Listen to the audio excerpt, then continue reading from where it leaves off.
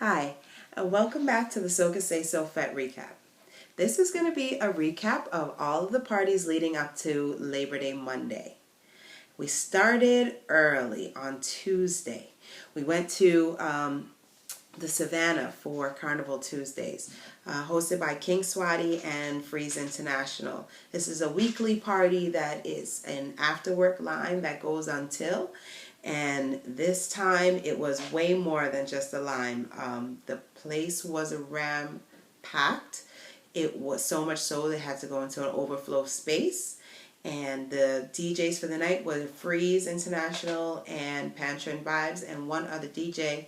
But unfortunately, that DJ did not show up, so we didn't get to hear from him. But Pantrums and Freeze held it down, of course. On the music vibe, I didn't hear any reggae music. There may have been reggae music played in the beginning when I was away from the main dance floor. Not sure, but I didn't hear any reggae music. There was a lot of soca music, old to new. Mainly Trinidadian, but there was Bajan, a lot of Bajan and Grenadian music played as well. So that was a nice night. And on Thursday, I went to Flag Fest and in the Bronx at Club Plantation, and that's put on by DJ 62 and DJ Mo Betta. And that was the best night of the week for me. If you don't know, if you haven't been, the parties in the Bronx are a little different than the parties in Brooklyn, because there are some different islands that are heavily represented in the Bronx.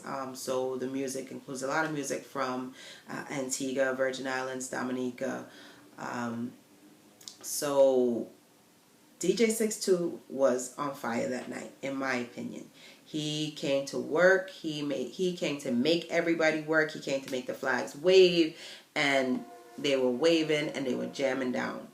And I was good and I was ready to go until DJ Choice 1 MD came on the set. Now, some DJs you hear on a mix or you hear on the radio and they sound really, really good, and then you hear them in a party and it's a flop. Or it's just okay, it's not that great.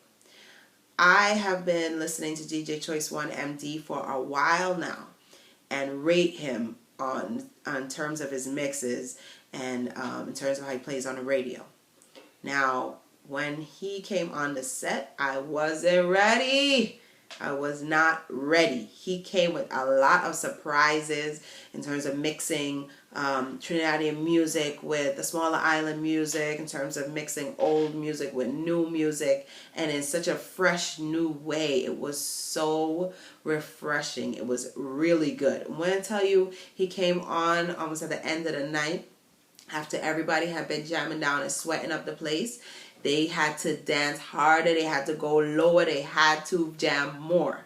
So Choice 1 MD is a good one to look out for if you're looking for a mix. You can Google him. He's on Instagram, he's on Twitter, he's on Facebook. You can find his mixes. I think he's on SoundCloud and podcasts as well, but just go search him on the internet and you'll find him. And that was Thursday. On Friday the 29th, I went to Ultra Glow, which was back in Club Plantation in the Bronx. I decided to go to that one because there were supposed to be performances. It was supposed to be Claudette Peters and Ricardo Drue.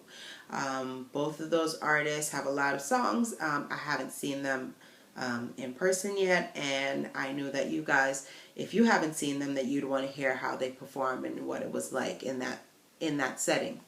Unfortunately, Claudette Peters did not show up. I don't know the backstory, so I can't tell you. Ricardo Drue showed up and he showed out.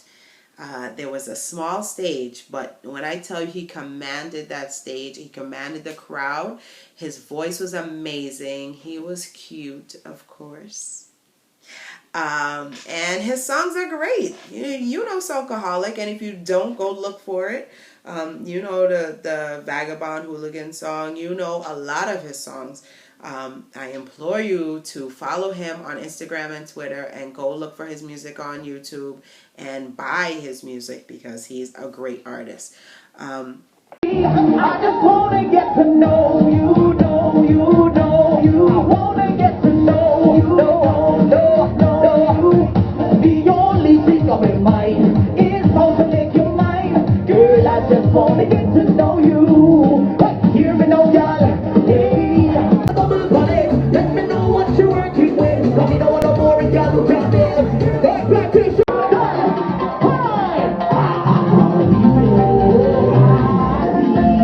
If you don't put good, put your hand in the air. I tell you what, I love fun. You love fun. We love fun. SenOn from Mad Tegans came, and he did a short little stint, but he is Mad Tegan. Oh my gosh, he had the place jumping, he had the place going.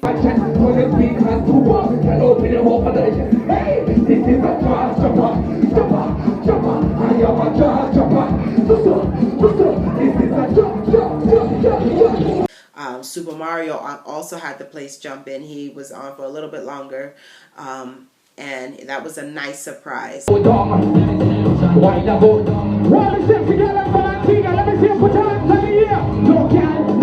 can whine like you. No girl can flex like you. No girl can do what you do. Show them, show them. No, Achaba, what are the girl them sit down, body, sit down, girl. Walk up, girl. Sit down, girl. No fight. Him on Instagram and go follow his songs. Mad Tegans are also on Instagram. Go check them out. So Friday was a good look. The only downfall for Soca lovers was that there was a longer reggae session. Sorry. But it was good DJing, so it was no need to not dance because the music was still good. On Saturday, on the 30th, I went to 2 fetes for you guys. And there were a lot of parties to go to on Saturday, but in the world of Soca in Brooklyn, in New York, there were 2 main parties that you could have gone to. And I figured that you guys would choose one. And so you would wonder the rest of your life, how was the other party? How did it go? So I'm here to tell you how it went. First, I went to I Am Soca, which was at Sanders Studios, put on by King Swati and Rum Lords. And you can look at my Instagram and see me in front of the I Am Soca Step and Repeat in my white I Am Soca dress. And I was feeling myself. Sorry. And it was a good night. When I got there, DJ Sonic Boom was on the mix. And then came Dr. Wax, who always plays well and always gives me some little surprises. Throwing in some back in time music and new music all in the mix, and talking to the crowd and getting them in it. And speaking of talking to the crowd, Close Connections came next, and they had the crowd jumping, and by the time they got on, the place was getting a little more packed, and people were starting to dance a little more. You know, the same issue I always have with every Brooklyn party. People wait until 2 o'clock in the morning to start dancing. They wait until the party gets packed to start dancing fully.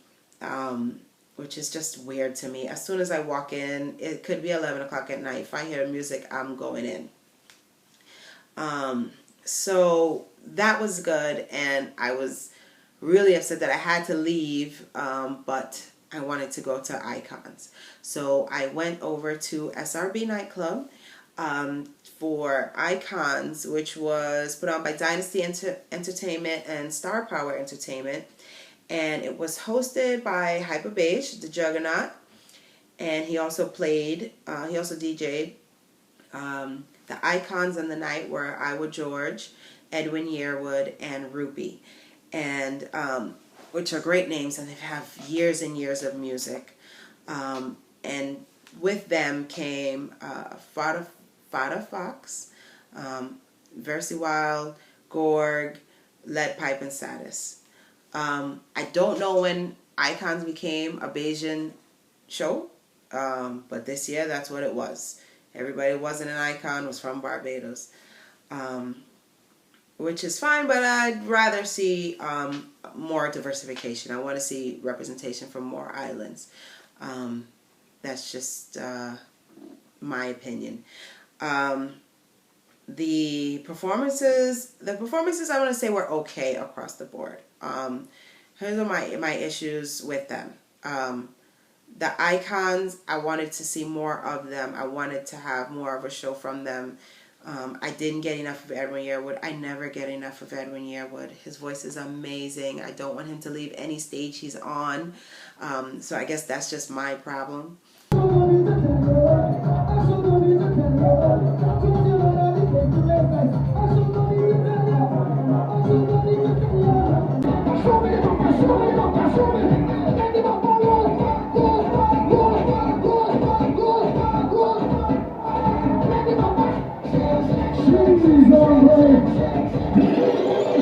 Gorg was on, did a good performance. He had quite a few great songs this year. Please go and look for him on Instagram and look up his songs on YouTube and buy his music.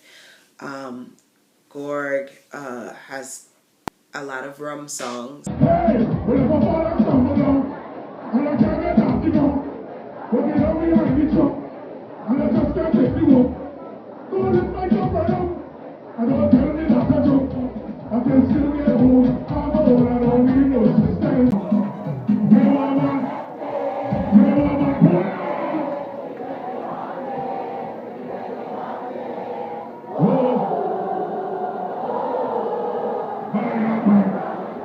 Fadda Fox has the most popular song for the year that he has is the ducking song.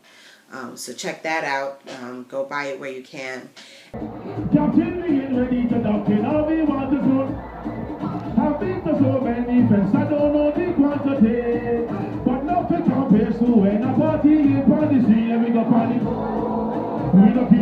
Led Pipe and Saddis, otherwise known as Porgy and Murder, depending on what song you're listening to. These men put in work this year. They put in a lot of work, and it really showed and proved for Barbados Carnival. We got a lot of good songs from them. They have at least 3 really big hits, and then other songs that are great songs as well. And they had a good performance. I would have liked to see a little more, I don't know, dancing or something from them. But their voices were amazing. They sound exactly like the recording. Their voices, their harmonies, on point.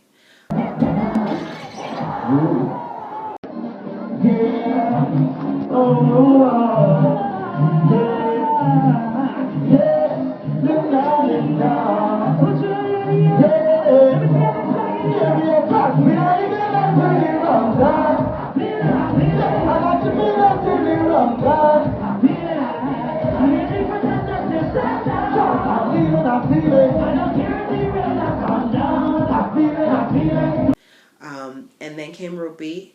Along with Rupee came DJ Barry Hype, which is legendary DJ in the soca world, and it was great to see him in New York. I saw both of them, Rupee and Barry Hype, after the performance, and these two are 2 of the sweetest men that you could ever meet.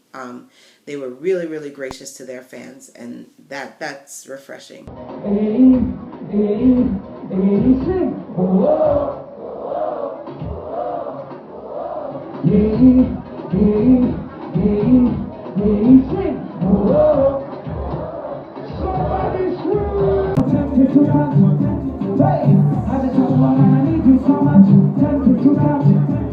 Had a good performance, but I wouldn't say great, because there was some hip hop mixed in, and it was a bit confusing. I don't know why hip hop is involved. I guess because he was in New York and he's trying something new for the New York audience. It wasn't my cup of tea, but he's Rupee, so he can do no wrong. And then jumped over to Throw Powder on Sunday, August 31st. I should say I jumped over to the line because I never got in the fete.